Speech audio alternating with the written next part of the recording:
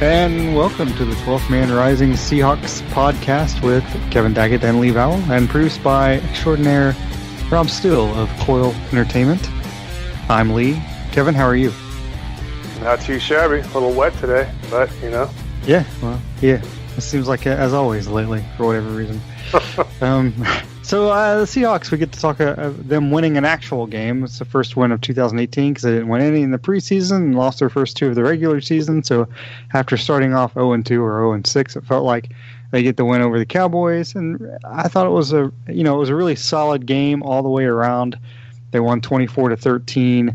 It was the way they should win this year, the way they should have been trying to play the first 2 weeks as well, instead of not running the ball. But Carson gets the ball, I think it was 75 times. The thing about it was that he was, for the most of the game, he was projecting over 4 yards of rush against a good, as you talked pre-show, against a really good Cowboys front, and what he was able to do and what the line was able to do and get a push. At the end of the game, they were able to stop him in his yards because it was obvious he was going to run the ball. Although he had that magnificent run to really close out the game on 3rd and 11 and did it mostly by himself and what's getting to be vintage Carson at this point. But, what were your takeaways as far as just the run game goes for Seattle when they beat Dallas Sunday? Yeah, it's amazing what happens when you put a guy in after the first quarter and give him the ball a few times. He can run it. But no, I think Chris Carson, he's coming back right where he left off before he got injured. He's a good, solid running back, and we'll see what happens with Rashad Penny. I don't know. I don't know if that's going to work out too well this year, at least. But I thought the run game was good. Yeah, I think still Penny is just still learning away. It's hard for a rookie, any kind of rookie, to come in and do really well, but. I know the Seahawks have hopes for Penny going into the future, and I hope he does really well too, because you don't have to rely on Carson or Penny. At that point, you would have two backs who can do it, and hopefully both of them stay healthy. Carson getting the ball 33 times they ran the ball? That sounds ridiculous after the whole team running backs ran it 16 times in the first week. He doubled that by himself. And didn't get the ball after 11 minutes and 50 seconds left in the second quarter against the Bears, which still seems stupid. But at least the Seahawks, maybe Pete Carroll left Brian Schottenheimer alone and actually let Schottenheimer call the plays. And maybe I was putting too much blame on Schottenheimer, that he was, not calling a good game when really he was just trying to, because Pete was the one who said in the third quarter against the Bears, I wanted to take a shot, and maybe Schottenheimer, no pun intended, took that as meaning every down of these 6 plays that we have in the third quarter, we're going to take a shot or whatever, instead of running the ball. But, maybe they just got back to basics. It looked like a Jets offense when the Jets defense was good, and, they made it to the AFC Championship game a couple of years in a row. They have a much better quarterback. Russell Wilson was able to get time. He was only getting sacked. He only got sacked twice.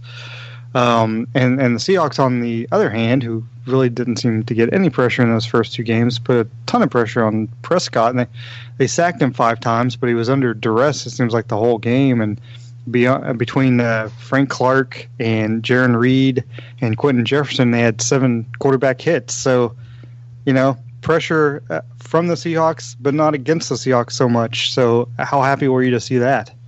Yeah, that was nice to see. Finally get some pressure from that defensive front, because those DBs and linebackers are getting worn out. I mean, you can't do that all season on those guys. So it was nice to see. And Dak Prescott, he's a relatively mobile quarterback. I mean, he's not a guy that's just going to sit there. And he's a pretty good quarterback. And they've got a pretty good running back in Ezekiel Elliott. So to put that pressure on him like they did and get some hits on him, I thought it was great. And it takes some pressure off the offense too when you got your defense putting pressure like that. Let's hope they can keep it up. I don't know what the trick was, but it just seemed like a game where everything seemed to be clicking. There's this fundamental football, not trying to do anything spectacular. Take a shot down the field.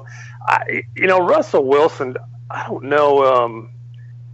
A lot of those balls that he would loft up there seem to get caught over the years, but there doesn't seem to be a lot of those are getting, they're either overthrown or Brandon Marshall's on the other side of it.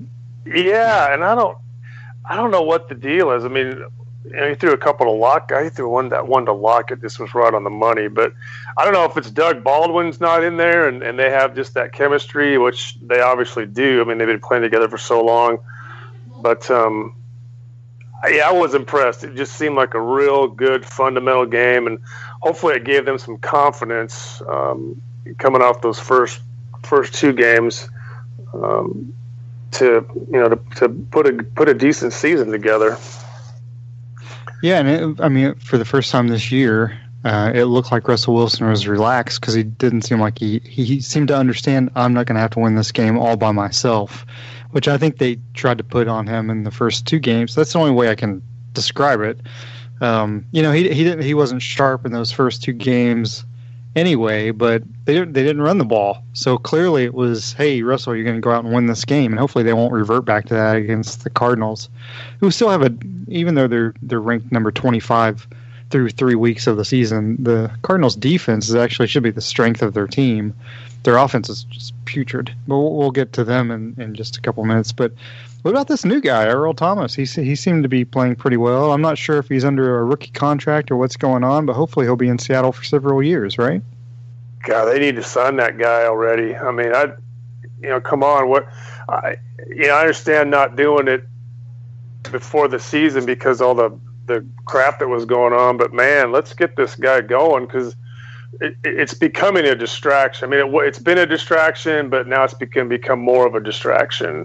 He's not not practicing on Friday, got some type of quote unquote personal issue or whatever. This, I don't know. I'm about sick of Schneider and his proving a point with these guys. We're not going to, at some point you have to suck it up and make a decision out of the box and or out of your usual, stance on things, and realize that this guy is a valuable member of your defense, and either sign him up or trade him. I mean, I know there was some talk. Somebody put on Twitter last night. I think I texted you that he was allegedly going to be traded to the Chiefs. But yeah, it was that fake Ian Rappaport Twitter guy. He gets people. It's Rap. I don't even want to give out his Twitter handle, but he does that, and he tweeted something today that the Seahawks were extending Earl-Thomas. So hopefully that's going to happen, even though he's just making it up. But yeah, I totally agree. I mean, they need to, because at this point it's like, okay, Eric Berry makes $13 million a year. Earl-Thomas is going to want more than that.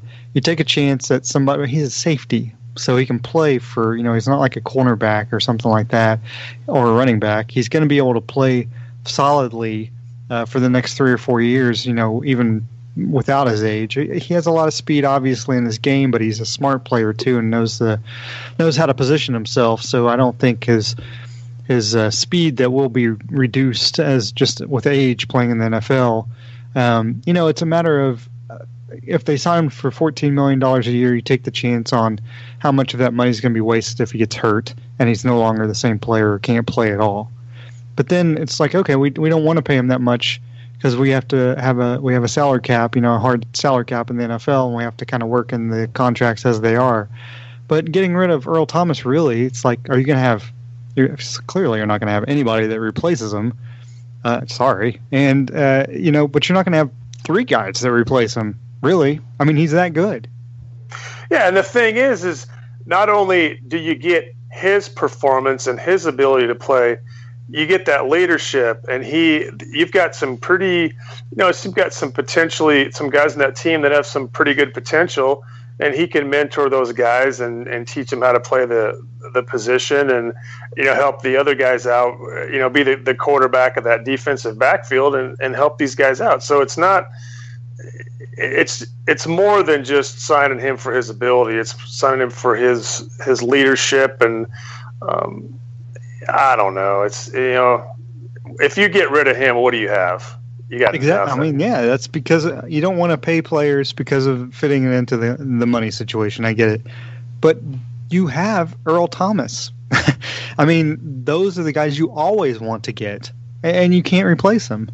It's just too bad that his safety partner Bradley McDougald just stinks. Obviously, no, I'm kidding. He had a good game, huh? Is McDougald just as? I hate to say this, he's a slightly different player, but we're not missing a beat without Chancellor. He is just as good as Chancellor would have been this year. Is he not? Yeah, he is a damn good replacement for Chancellor. That's for sure. I mean, I don't know if anybody can hit like Cam Chancellor and knock people around, but McDougald sure is. He's holding his own back there. Yeah, and that strip fumble of Elliott, it was like, is that Chancellor? Did he run out on the field? Because that's the kind of thing. I mean, so in the Seahawks, the defensive backs, they have Bradley McDougald, Earl-Thomas, and Shaquille Griffin. Each of those guys, that's through the first 3 weeks of the season, each one has had one game where they've had 2 interceptions, and they're the first team since the Steelers in 1971 or something like that to be the first team in the first 3 weeks that have had 3 players who did that, so that's pretty impressive. Jaron Reed, I thought, was what the Seahawks always hoped and hope he will become. He supplied that interior pass rush. I mean, he was a beast in the middle. 2 sacks, taking up spots. If he can play like that, not 2 sacks every week. I mean, nobody's going to do that. Von Miller is a linebacker, but an interior pass rush, you're not going to have 2 sacks a week. But if that guy can continue to kind of grow into that role, I mean, we're talking about a guy who's anchoring that line and making the line solid for years, right? Oh, yeah. I mean, he needs to do that. He needs to get in there and put that pressure. Because if you get that pressure from that defensive front, then your defensive backs do have the opportunities to get two interceptions per game because the quarterback's going to make mistakes. But yeah, he was impressive. That whole defensive line was pretty impressive last week. Yeah, it was. And against, of course, the Cowboys were missing a couple of pieces, but overall they're still a pretty decent line. According to Pro Football Focus, still the 11th ranked line in the NFL, and to do what they were able to do, Frank Clark had another sack. He's on pace for 16. He's had one every game. I mean, that's his pace. He played brilliantly, I thought, and Reed, of course, was great. Quentin Jefferson getting 4 quarterback hits, played really well. If you can get that interior pass rush, which is something really that Seattle has lacked for a while, that's going to take the pressure off the ends, clearly. And when they really only had Frank Clark, who's consistent and proven that he can get to the quarterback, I mean, it makes the whole, like you said, it makes the whole defense better. There were a couple of negatives. I mean, we had, Brandon Marshall had 3 drops on Russell Wilson. Thankfully, he didn't drop that absolutely perfect 27-yard pass that Wilson threw him, because if he dropped that, he should have just walked off the field and never played again. And then Michael Dixon, actually, to me, he didn't have a great week. I mean, his average was like 43.8 or something like that, but he had a lot of line drive kicks. It was kind of weird to watch. Yeah, he seemed like he was in a hurry to kick it for some reason, and they were real flat. Yeah, it was kind of weird to see. I noticed that too. I wonder if it's a matter of, people in Seattle obviously clearly love the new punter, Michael Dixon, and it's just, it's one of those things where it's maybe he felt so nervous kicking in front of all his new fans because this is the first home game of the year. That's the only thing I could figure.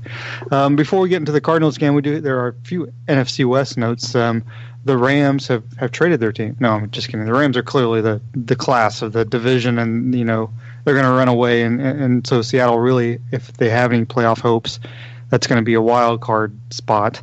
But the Cardinals are atrocious. But the 49ers took huge hits, losing Jimmy Garoppolo for the season and probably into next season at this point with a torn ACL and MCL.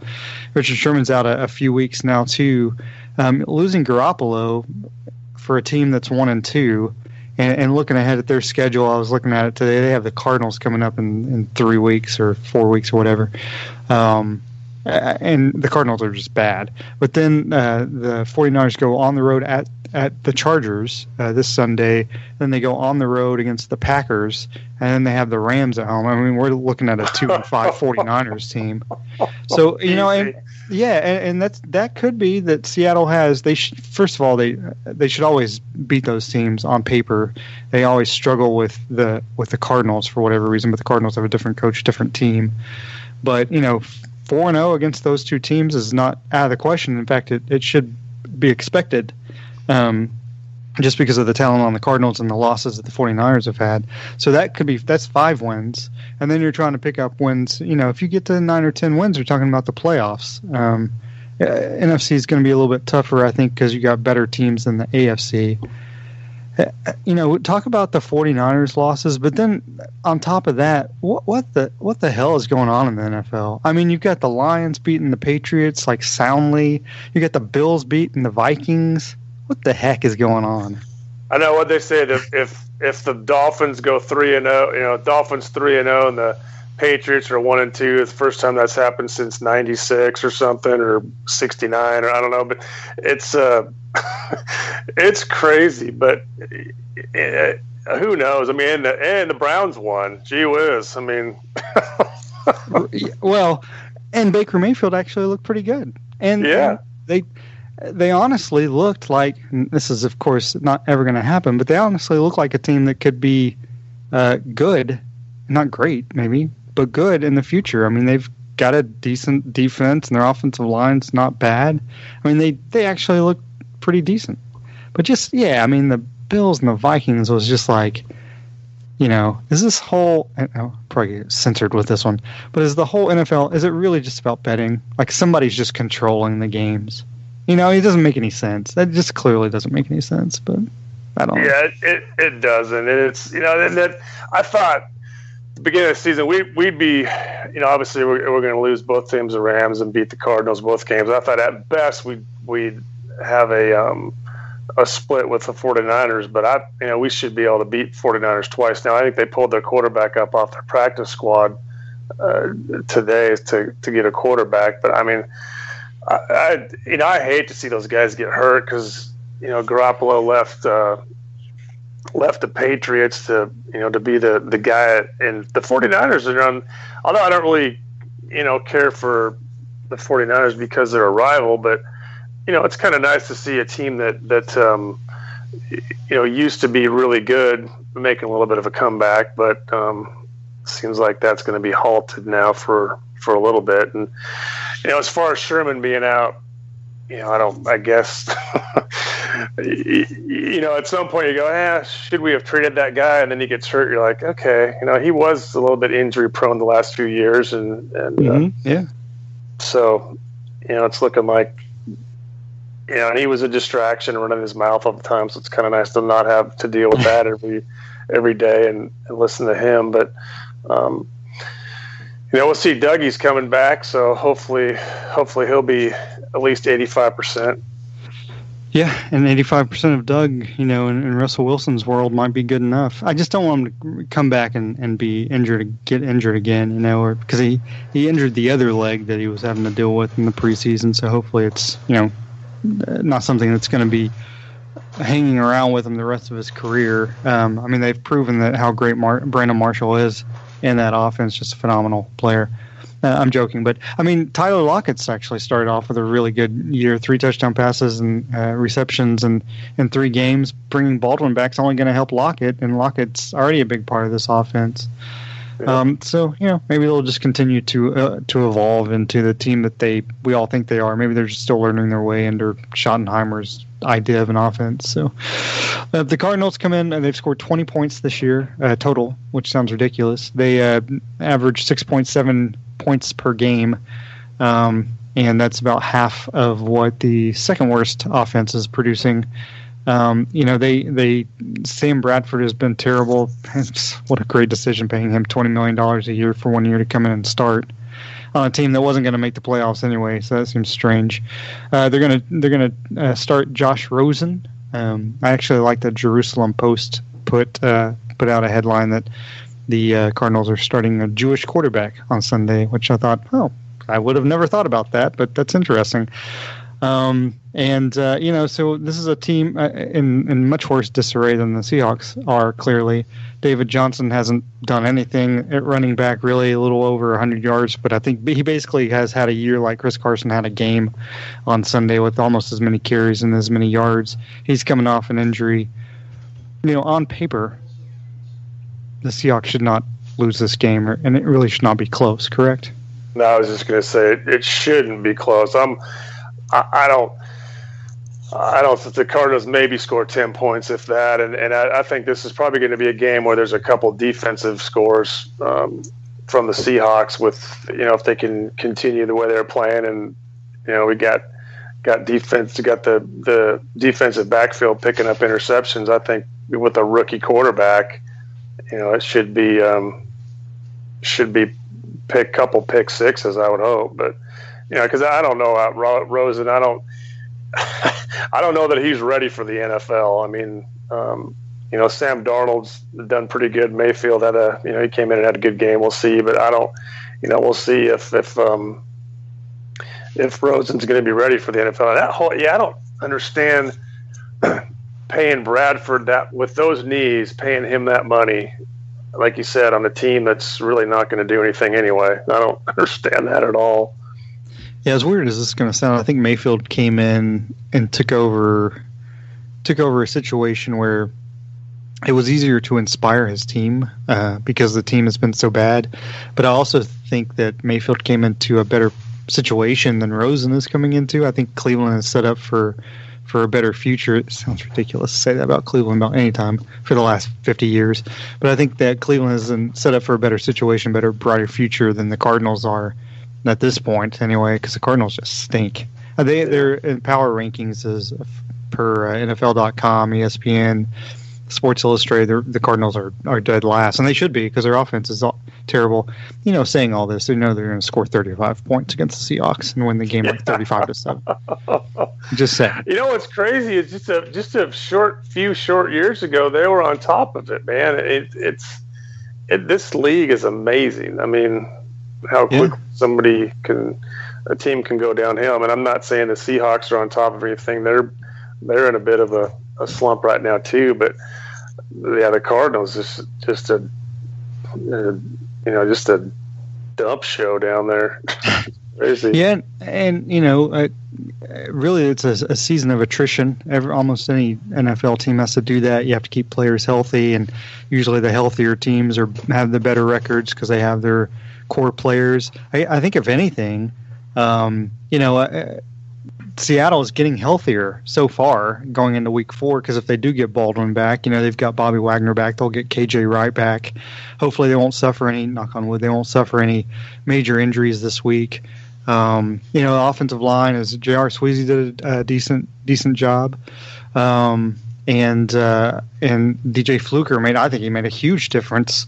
Coming back and just pushing the run forward there, and I got to give props to Joey Hunt. I always heard how well he knew the offense and how to call out the plays on the offensive line, but I don't think Seattle missed a beat with no offense to Justin Britt, but I don't think they missed a beat with having Joey Hunt in there at least for 1 week.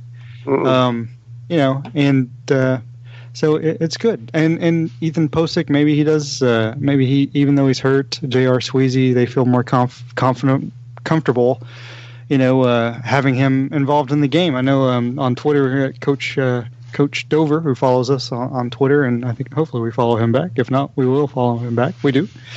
He likes to point out when I'm wrong, correctly when I'm wrong. And, I made a point of saying, well, Posick's better than Sweezy. I still think he is better, but maybe Sweezy is a better fit for the line right now. So, I hope J.R. Sweezy continues to play well and DJ Fluker, as long as the line is producing and opening holes or a little bit of gap for Chris Carson to run through, that's great. Yep. What's your biggest worry going into the game on Sunday? I don't really know that I have a worry. I mean, it's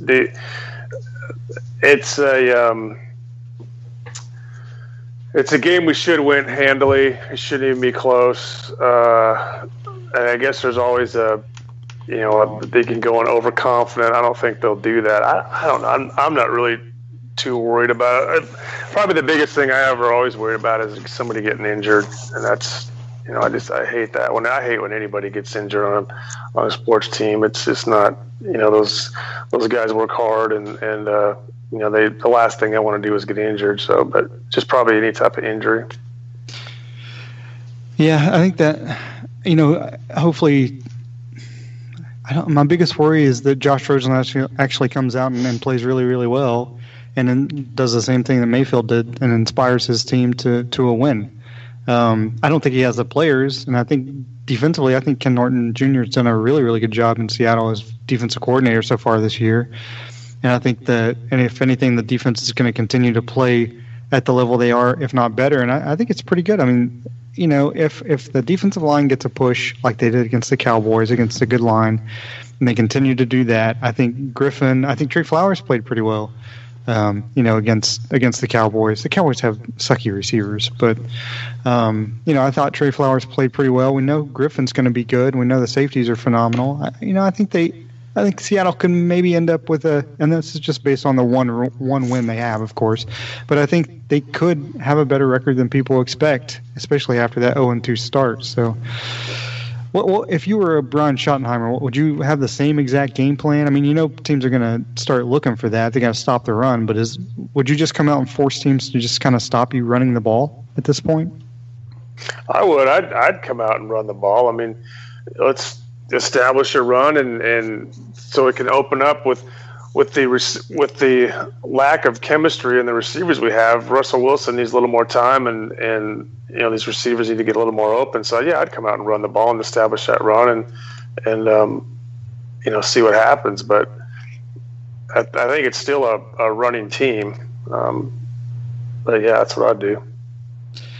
So who wins and why on Sunday between the Vikings and I'm just kidding, between the Seahawks and the Cardinals? I say 30-10. I think, like I said, there's going to be a couple defensive touchdowns, and I don't see Rosen doing well. I just don't. I think we're going to get pressure on him again from the defensive line, and he's going to make some mistakes, and we're going to have a happy day in the defensive backfield. How sad would you feel if the Seahawks did lose? It'll be an interesting podcast next week. Yeah, you'll have to tune in. Everybody will have to tune in next week. And, of course, Kevin always has his prediction, too, as far as our staff predictions. So I always like to see what Kevin has to say. So that'll be out on Friday. We'll do our staff predictions, and everybody will probably pick Seattle to win this week. I don't know if I will. I always feel like I'm jinxing the team if I pick them to win, just because it's like – but then if I pick them to lose, I might lose. I don't know. I'm overthinking it. Maybe I should just be honest and say what I think. Hey, I think I usually say I think the Seahawks will win, and the score is like the other team has like 300 points and wins the game or something. So we'll see. But that's our show for this week. Happy week. Hopefully next week will be a happy week as well. But Kevin, as always, you have the last two words. Go Hawks.